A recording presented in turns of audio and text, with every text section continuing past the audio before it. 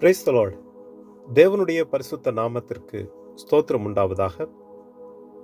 கர்த்தர் நம்மை ஆசீர்வதிக்கிறவர், எப்பொழுதும் நமக்கு துணையாய் இருந்து எல்லா தீமைகளிலிருந்தும் நம்மை விடுவித்து பாதுகாக்கிறவர். கர்த்தர் நம்மை ஆசீர்வதிப்பாராக. இந்த நாளிலும் கர்த்தர் நம்மை காப்பார் என்ற தலைப்பில் 2 சாமுவேல் புஸ்தகம் 22ஆம் அதிகாரத்தில் 18வது வசனத்திலே வாசிக்கிறேன். என்னிலும் பலவான்களாயிருந்த என் பலத்த சத்ருவுக்கும் என் பகைஞருக்கும் என்னை விடுவித்தார். பிரியமானவர்களே, தாவீதினுடைய பலத்துக்கு மிஞ்சின சோதனைகள் அவன் வாழ்க்கையில் நேரிட்டாலும், அவனை கொல்லும்படிக்கு அநேகர் அவனை சுற்றிலும் இருந்தாலும், தேவன் அவனை கைவிடாமல் தாவீதினுடைய விண்ணப்பத்தை கேட்டு அவனுடைய எல்லா நெருக்கத்திலிருந்தும் அவனை விடுதலையாக்கி பாதுகாத்து, அவனிலும் பலவான இருந்த அவனுடைய சத்துருக்கள் கைகளில் இருந்து விடுவித்தார். தாவீது தனி ஒரு மனுஷனாக இருந்து எத்தனையோ தீமைகளிலே கடந்து வந்தாலும் கர்த்தர் அவனை கைவிடவில்லை. தாவீதோட கூட இருந்தார். தேவன் எந்த தீங்கும் தாவீதை மேற்கொள்ளாதபடிக்கு, எந்த பகைஞரும் அவன் மேல் வெற்றி கொள்ளாதபடிக்கு கர்த்தர் பாதுகாத்தார். தாவீதுக்கு விரோதமாய் நீட்டின கரங்கள் முறிக்கப்பட்டது. அவனுக்கு விரோதமாய் எழும்பின தீமைகள் எல்லாம் தோற்று போயின.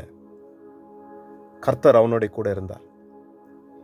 இப்படியாகவே இஸ்ரவேல் ஜனங்கள் எகிப்திலிருந்து புறப்பட்ட பொழுது அவர்களை பார்வோன் அவனுடைய சகல சேனையோடும் பின்தொடர்ந்தார். இஸ்ரவேல் ஜனங்களை கொல்லும்படிக்கு, வனாந்திரத்திலே அவர்களை நிர்மூலமாக்கும்படிக்கு சகல ரதங்களோடும் குதிரைகளோடும் பின்தொடர்ந்தார்.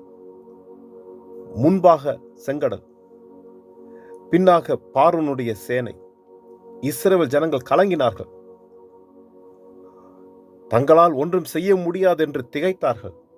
ஆனாலும் மோசேயை கொண்டு கர்த்தர் சொன்ன வார்த்தை, யாத்திராகமம் 14ஆம் அதிகாரம் 13ஆம் வசனத்திலே, கர்த்தர் உங்களுக்கு செய்யும் ரட்சிப்பை பாருங்கள். இன்றைக்கு நீங்கள் காண்கிற எகிப்தியரை இனி என்றைக்கும் காண மாட்டீர்கள். உங்களிலும் பலத்த சேனை உங்களை பின்தொடரலாம். ஆனாலும் நீங்கள் பார்க்கிற இந்த சேனை, இந்த பார்வோன், இந்த ரதங்கள், இந்த குதிரைகள் இனி நீங்கள் பார்க்க மாட்டீர்கள். கர்த்தர் அவைகளை அழித்து போடுவார். தேவனுடைய பிள்ளைகளுக்கு தேவன் பாதுகாப்பாக இருக்கிறார். எங்களுக்கு மிஞ்சின காரியங்கள், எங்களை நெருக்குகிற காரியங்கள், எங்களால் மேற்கொள்ள முடியாது என்று நாங்கள் நினைக்கிற காரியங்களை தேவன் மாற்றி போடுவார். அவைகளை இல்லாமல் போக பண்ணுவார். கர்த்தரை நோக்கி விண்ணப்பம் பண்ணுவோம். நல்ல தகப்பனே, இந்த நாளுக்காக உமக்கு நன்றி செலுத்துகிறேன். எங்களால் முடியவில்லை, எங்களால் இந்த காரியங்களை எதிர்த்து நிற்க முடியவில்லை என்று சொல்லி நாங்கள் தவிக்கிற எல்லா தீமைகளையும் உம்முடைய சமூகத்தில் வைக்கிறோம். தேவரீர் தாமே அவைகள் இல்லாமல் போகும்படிக்கு, அந்த தீமையான சூழ்நிலைகள் இல்லாமல் போகும்படிக்கு நீர் எங்களை நடத்தும்படிக்கு ஜெபிக்கிறேன்.